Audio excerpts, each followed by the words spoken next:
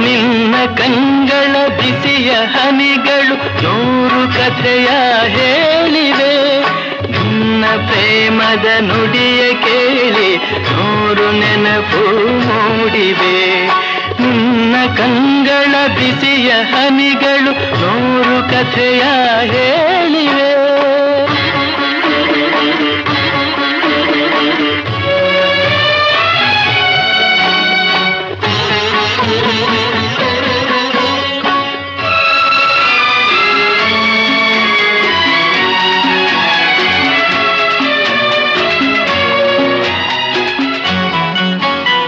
ತಂದೆಯಾಗಿ ತಾಯಿಯಾಗಿ ಮಮತೆಯಿಂದ ಬೆಳೆಸಿದೆ.